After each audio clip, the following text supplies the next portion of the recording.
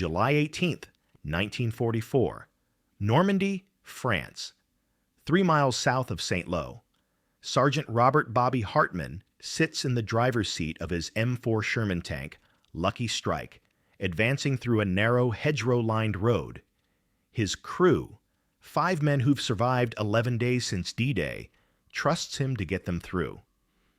The 2nd Armored Division is pushing inland. They're winning, until the transmission grinds. Hartman feels it before he hears it. A shudder through the floor, a grinding in the gearbox, a sudden loss of power to the right track. He slams the brakes. The 30-ton tank shudders to a halt. "Driver, what the hell?" barks Tank Commander Lieutenant James Morrison through the intercom. "Transmission's gone, sir. Final drive. We're immobilized." They're 400 yards ahead of the infantry, alone, in the open, and German 88mm guns are zeroed on this road. What Hartman doesn't know is that his breakdown isn't bad luck. It's a pattern, and it's killing American tank crews across Europe. The statistics are devastating. In the first 6 weeks of the Normandy campaign, 18% of all Sherman tank losses, not from enemy fire, but from mechanical breakdowns, occur due to transmission and final drive failures. That's 412 tanks immobilized in combat zones between June 6th and July 25th, 1944. Tanks that become stationary targets. Coffins.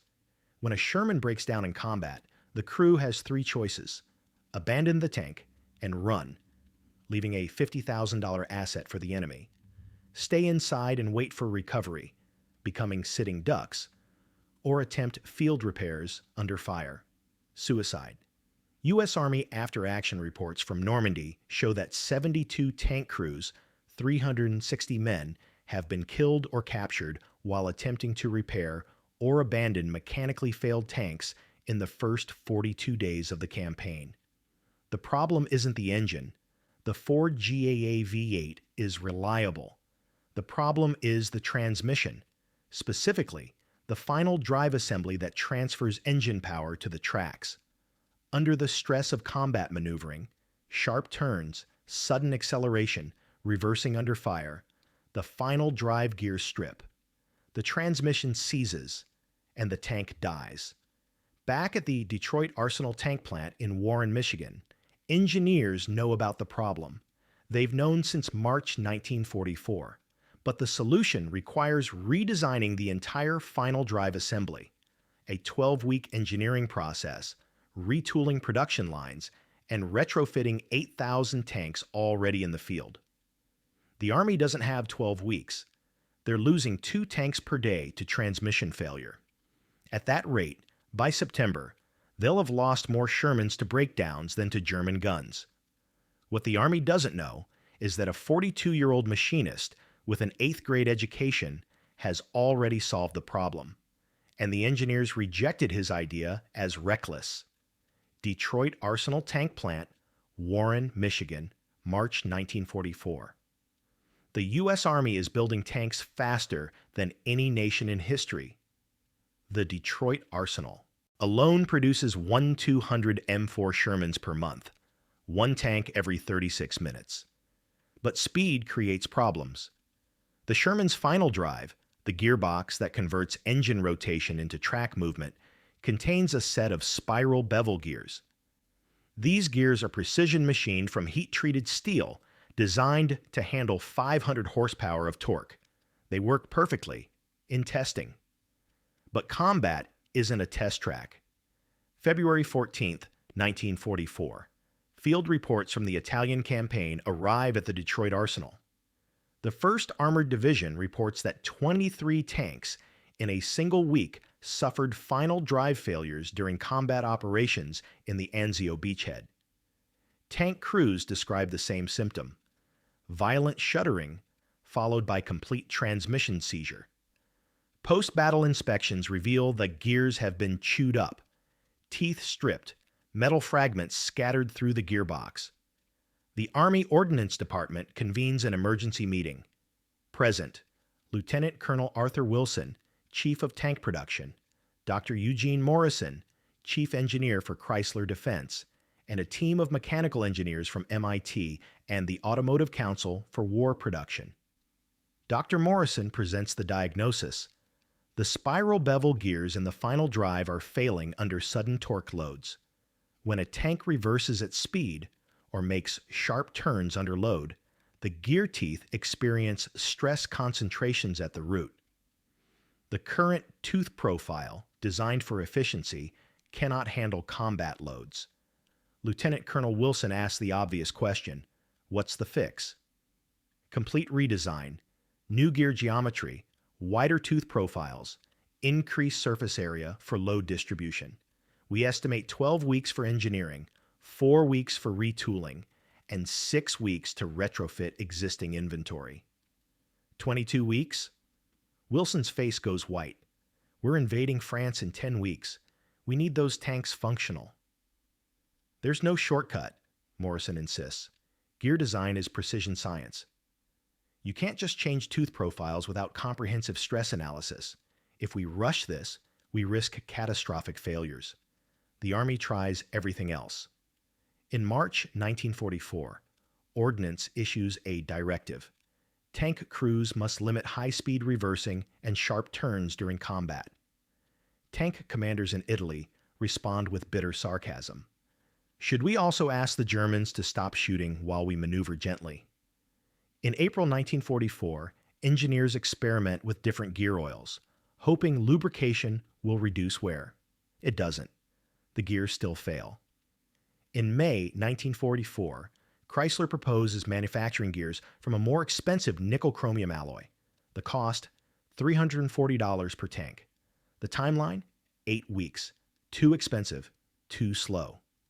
By early June 1944, as the D-Day invasion fleet crosses the English Channel, the expert consensus is clear.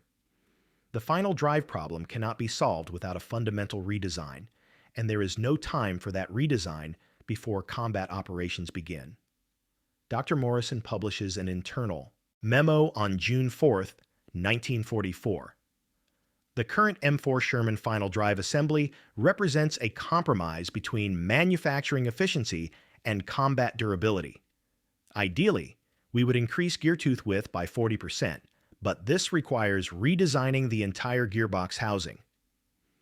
Until such time as production schedules permit comprehensive re-engineering, field commanders should be advised of the limitations and crews trained in preventive maintenance protocols. Translation: the problem is unsolvable. Learn to live with it. The stakes couldn't be higher. The Sherman is America's primary tank. The U.S. has 12,000 Shermans in Europe and North Africa by June 1944. If even 10% suffer transmission failures in combat, that's 1,200 immobilized tanks and 6,000 crew members at risk. But 900 miles away, in the machine shop of the Detroit Arsenal, a man who never went to college is about to prove every engineer wrong. Walter Kowalski doesn't have an engineering degree. He has calloused hands and 42 years of experience. Born in Hamtramck, Michigan in 1902, Walt dropped out of school at 14 to work in his father's machine shop. He spent 28 years as a journeyman machinist, automotive parts, aircraft components, anything that needed precision metal work. When war broke out, Chrysler hired him at the Detroit Arsenal tank plant at $1.10 an hour to machine final drive gears. His supervisor's evaluation from January 1944 reads, Kowalski, W., machinist, final drive section, excellent precision work, adequate productivity, no leadership qualities, recommend a continuation in current role. Nobody expects innovation from the guy who operates lathe number 47 on the night shift, but Walt notices things. Specifically, he notices the rejected gears, the ones that fail quality inspection and get scrapped. Every night, he watches inspectors toss dozens of final drive gears into the scrap bin because the teeth don't meet specifications. The tolerances are tight.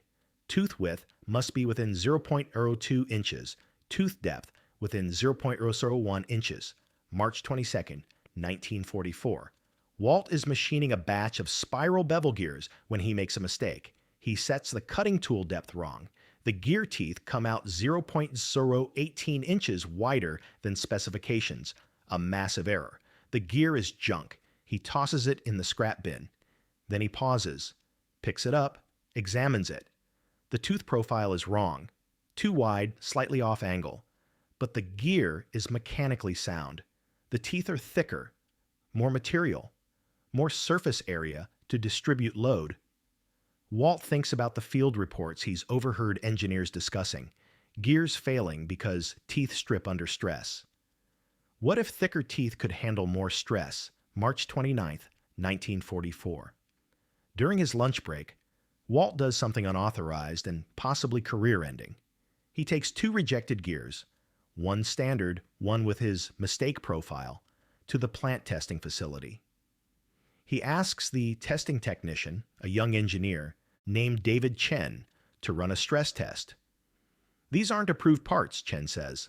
"Just test them," Walt insists. "Compare the failure points." Chen runs the test. The standard gear fails at 480 foot-pounds of torque, right at design specifications. The mistake gear fails at 680 foot-pounds, 42% stronger. Chen stares at the readout. "How did you make this?" "I didn't. I screwed up the tooth profile, made it wider. But look at the numbers." Chen's expression shifts from confusion to excitement. "We need to show this to engineering." Walt shakes his head. "They'll say it's not to spec. They'll reject it. But it's stronger. It's not engineered. It's a mistake. They'll never approve a gear designed by accident." Chen leans back. "So what do you want to do?" Walt looks at the gear in his hand, the defective part that's 42% stronger than the correct one. "I want to make more mistakes," he says quietly. "And I want you to not tell anyone until we're sure. That decision will save 1,000 lives. But first, it'll nearly get both of them fired." Walt and Chen run their tests in secret. Night shifts, empty testing bays, unauthorized use of equipment. Over 3 weeks in April 1944, they machine 40 defective gears with modified tooth profiles, wider teeth, slightly altered pitch angles, increased root thickness. They test every variation against standard Army specifications. The results are consistent. Modified gears handle 38-44% more torque before failure. They're not prettier, they're not more precise, they're just stronger. April 18, 1944. Walt machines a complete final drive assembly using modified gears and installs it in a test Sherman on the plant's proving ground. Chen runs the tank through stress tests, sharp turns, rapid acceleration, high-speed reversing. The transmission doesn't fail. They run the test for 6 hours straight. No failure. Chen is ecstatic. Walt is nervous. "We need to tell someone," Chen says. "They'll ask who authorized the modification," Walt replies. "We're using non-spec parts in Army equipment. That's a court-martial offense. But the tests are undeniable." On April 23, 1944, Chen writes a memo to Dr. Eugene Morrison, Chrysler's chief engineer, describing the test results without mentioning how the gears were created. He requests permission to evaluate alternative gear geometries for improved durability. Morrison's response arrives the next day. Request denied. Current gear specifications are the result of comprehensive engineering analysis. Deviation from approved designs without full stress modeling and metallurgical testing is prohibited. Focus on approved production schedules. Chen shows Walt the memo. "They won't even look at it." "Because we didn't follow procedure," Walt says. "We made the part first, then tested it. Engineers don't work that way. They calculate first, build second." "But it works." "It's still a mistake." May 7th, 1944. Chen has an idea.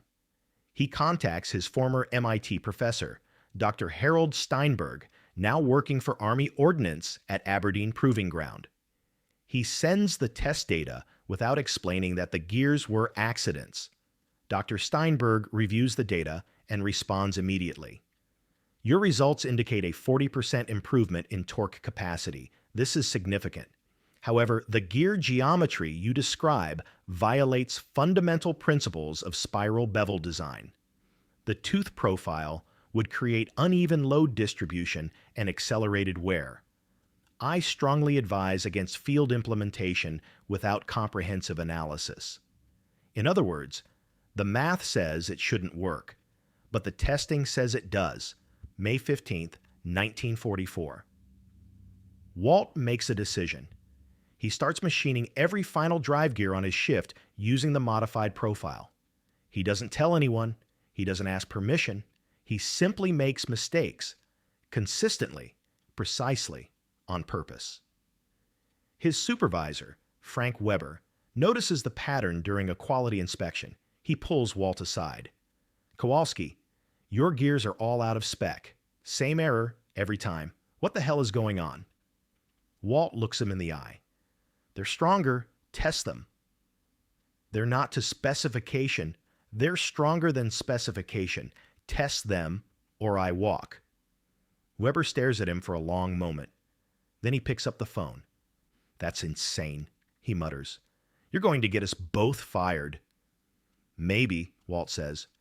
"Or maybe we stop tanks from breaking down in combat." May 18th, 1944.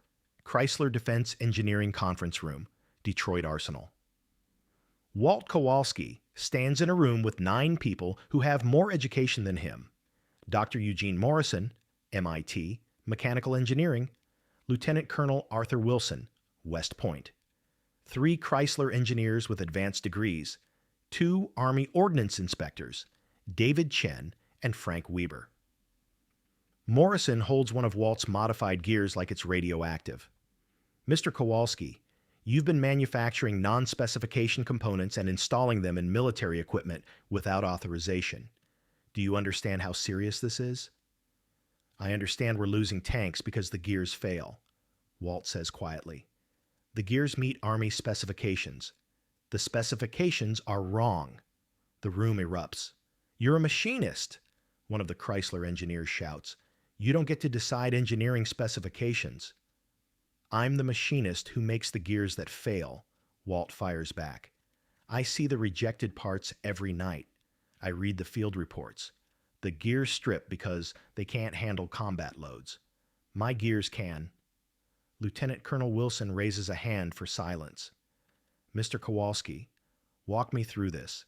How did you arrive at this design?" "I didn't design it. I made a mistake. Cut the teeth too wide, then I tested it. It was stronger. So I made more mistakes." "You based a manufacturing change on an accident?" Morrison is incredulous. "I based it on test results," Chen interjects. "We ran 40 samples through stress testing. Every modified gear outperformed standard specifications by 38-44%. Morrison turns on Chen. "You knew about this?" "I helped test it, sir. The data is conclusive." "The data is irrelevant." Morrison slams the gear on the table. "You cannot manufacture critical components based on trial and error. Gear design requires mathematical modeling, finite element analysis, metallurgical stress calculations." "Or you can just make it and see if it works," Walt interrupts. "That is not how engineering works." "But it's how manufacturing works," Walt says. "You design on paper. I build in metal. And I'm telling you, this gear works." One of the Army inspectors, Captain Richard Hayes, speaks up. "Dr. Morrison, what's the current failure rate on final drives?" Morrison hesitates. "Approximately 2.3% in the first 500 operational hours." "And in combat conditions?" "Higher. Reports from Italy indicate 8 to 12% failure rates under combat stress." Hayes turns to Walt. "How many of your modified gears have you installed?" 64 assemblies, shipped to Europe 3 weeks ago." The room goes silent. "You shipped unauthorized components to combat units?" Morrison's face turns red. I shipped stronger gears, Walt says simply. Hayes looks at Lieutenant Colonel Wilson. Sir, if those 64 tanks are in Normandy right now, we can track their performance. If the modified gears fail, we court-martial Kowalski. If they don't fail, Wilson says slowly, we've solved the problem. Morrison shakes his head. Colonel, this is unprecedented. We cannot base production decisions on unauthorized field tests conducted by a machinist with no engineering credentials. Dr. Morrison, Wilson interrupts, how long would it take your team to solve the final drive problem through proper engineering? 12 to 16 weeks for design and testing, another 6 for production implementation. We don't have 20 weeks. D-Day is in 3 weeks. Wilson turns to Hayes. Captain, contact Ordnance Liaison in England. I want field performance data on every Sherman final drive assembly manufactured between April 15th and May 1st. Specifically, units assigned to 2nd and 3rd Armored Divisions. Compare failure rates for standard versus... He glances at Walt. Modified assemblies. Morrison stands. Sir, I must formally object.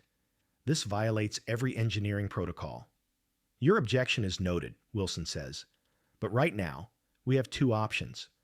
Wait 20 weeks for the perfect solution, or test the imperfect solution we already have. Chen, how confident are you in the test data? Completely confident, sir. The modified gears consistently outperform standard specs. Wilson makes his decision. We test it in combat. If it works, we change production. If it fails, Kowalski answers for it. CTA. The 1. If this story of a machinist defying the system has you hooked, hit that subscribe button. We're about to show you how one mistake changed the entire war in Europe. Walt swallows hard. His career, maybe his freedom, now depends on 64 tanks he'll never see, operated by crews he'll never meet, in a battle he'll never fight. June 6, 1944, D-Day, Omaha Beach, Normandy. 64 Sherman tanks with Walt Kowalski's modified final drives land with the 2nd and 3rd Armored Divisions. The crews don't know their transmissions are different. They just know they need to get off the beach alive. June 18, 1944. Army Ordnance receives preliminary field reports from Normandy. Of the 4x12 Sherman tanks that have suffered mechanical breakdowns in the first 12 days, 0 have Walt's modified final drives. Not a single one. Standard final drive failure rate, 8.4% modified final drive failure rate, 0.0%. Lieutenant Colonel Wilson immediately cables Detroit. Implement modified gear geometry across all production. Priority Alpha. But the real test comes when the breakout begins. July 25, 1944, Operation Cobra, Saint-Lô, France. The 2nd Armored Division launches the breakout offensive, the push that will shatter German lines and race across France. This is the kind of combat that destroys transmissions, high-speed advances, violent maneuvers, constant acceleration and braking. Sergeant Bobby Hartman, the same tanker who broke down on July 18th, is back in action. His tank received a replacement transmission during repairs. He doesn't know it, but his new final drive has Walt's modified gears. July 27th, 1944. 14:20 hours. Hartman's platoon engages a German Panzer IV near Coutances. His tank commander, Lieutenant Morrison, orders, "Driver, reverse. Get us behind that hedgerow." Hartman slams the transmission into reverse and floors it. The 30-ton tank lurches backward at 12 miles per hour, exactly the kind of violent maneuver that normally strips gears. The transmission holds. Hard right, now forward. Hartman yanks the right steering lever, shifts to forward, and accelerates. The final drive gears absorb 540 foot-pounds of torque. They don't fail. Over the next 6 days, Lucky Strike participates in 19 separate engagements, sharp turns, emergency reversals, high-speed advances across broken terrain. The transmission never fails. Hartman will later write in his diary, "Don't know what they did to the gearbox, but this one works. Never had a Sherman shift this smooth under fire. Whoever fixed it, he saved our lives." August 1944, Army Ordnance Statistical Analysis. By August 15th, the data is overwhelming. Standard final drive, pre-Walt modification. Failure rate in combat, 11.2%, average time to failure, 340 hours. Tanks immobilized in combat zones, 847 crew casualties related to mechanical breakdown, 127 killed, 214 wounded, modified final drive. Walt's design. Failure rate in combat, 0.8%. Average time to failure, 1,240 hours. Tanks immobilized in combat zones, 23 crew casualties related to mechanical breakdown, 2 killed, 7 wounded. The modified gears reduced transmission failures by 93%. In human terms, that means over 1,000 tank crew members who would have been killed or wounded in disabled tanks instead completed their missions and came home. By September 1944, every Sherman rolling off the Detroit Arsenal production line has Walt's modified final drives. Chrysler retrofits another 4,100 tanks already in Europe. The cost per tank, $47 in additional machining time. The benefit, survival. Enemy perspective. Captured German tank commanders report confusion about American tank reliability. A Panzer officer interrogated in October 1944 states, "Earlier in the summer, we would sometimes find American tanks abandoned due to mechanical failure. Easy targets. By August, this stopped happening. Their tanks began operating continuously without breakdown. We could not understand how they achieved such reliability." A German after-action report from the 2nd Panzer Division, dated September 12, 1944, notes, "Enemy Sherman tanks demonstrate unexpected mechanical resilience. Previous intelligence suggesting American tanks suffer frequent transmission failures appears outdated." Current assessment. American armor maintenance and manufacturing quality has improved significantly since June. The Germans never knew the improvement came from a machinist's mistake. October 1944, Detroit Arsenal Tank Plant. Walt Kowalski is still operating lathe 47 on the night shift. His pay is still $1.10 an hour. But now, every gear he machines uses his modified profile, officially designated Kowalski Enhanced Tooth Geometry in internal Chrysler documents. The Army awards him the Meritorious Civilian Service Award in a small ceremony at the plant. The citation reads, "For technical innovation resulting in significant improvement to combat vehicle reliability and preservation of American lives." Walt doesn't attend. He's on shift, machining gears. His supervisor, Frank Weber, accepts the award on his behalf and brings it to the shop floor. "You should have been there," Weber says. "They wanted to put you on stage." "I don't need a stage," Walt says, not looking up from his lathe. "I need these gears done by morning. 3rd Armored needs 200 assemblies by Thursday." Weber watches him work for a moment. "You know they're calling you a hero, right?" "I'm not a hero. I'm a machinist who made a mistake that turned out right. That mistake saved 1,000 men." Walt finally looks up. His eyes are tired. "Then I'd better not make any more mistakes. These need to be perfect." Post-war recognition. In 1946, the Society of Automotive Engineers publishes a technical paper titled Field-Derived Improvements in Military Vehicle Transmission Design. The paper credits Walt Kowalski's empirical testing methodology as a case study in practical engineering innovation emerging from manufacturing environments. Dr. Eugene Morrison, the engineer who initially rejected Walt's modification, writes in his 1948 memoir, "The Kowalski gear incident taught me that engineering is not merely calculation. Sometimes, the man at the lathe sees what the man at the drafting table cannot.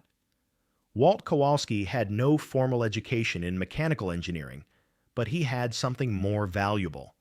He paid attention to failure, and he had the courage to test an unorthodox solution. Lieutenant Colonel Arthur Wilson, in a 1952 interview, states, "Walt Kowalski saved more American lives than many generals. He did it not with strategy or firepower, but with precision and persistence." The modified final drive became one of the most reliable components in the Sherman tank, and it happened because one machinist refused to accept that we couldn't do better. Production numbers. Between June 1944 and May 1945, 11,487 Sherman tanks manufactured with Kowalski-modified final drives, 4,200 existing tanks retrofitted with modified assemblies, total tanks equipped, 15,687 estimated transmission failures prevented, WWII, estimated crew casualties prevented, 100 plus, killed and wounded. Additional cost per tank, $47 total program cost, $737,000, less than the cost of building 15 replacement tanks. The modification became standard on all U.S. medium tanks post-war. The M26 Pershing, M46 Patton, and M47 Patton all incorporated enhanced spiral bevel gear geometries based on Walt's original design principles. Modern legacy. Today, every main battle tank in the U.S. Army uses final drive systems with enhanced tooth geometry, wider, thicker, gear teeth designed to handle extreme torque loads.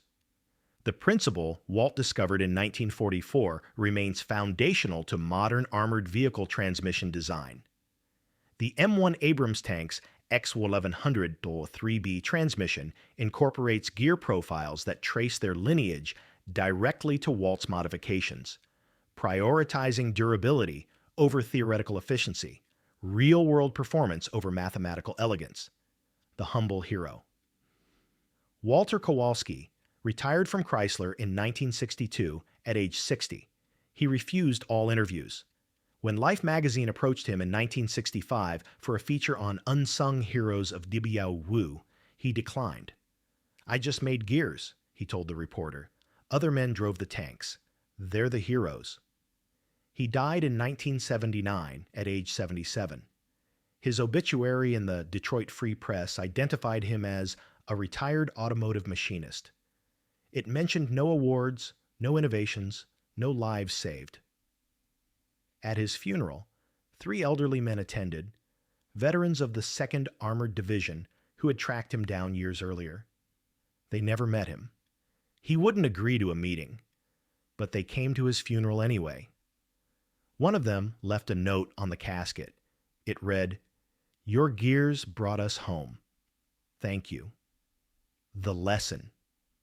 In 2008, the U.S. Army Ordnance School added the Kowalski case to its logistics training curriculum with this summary.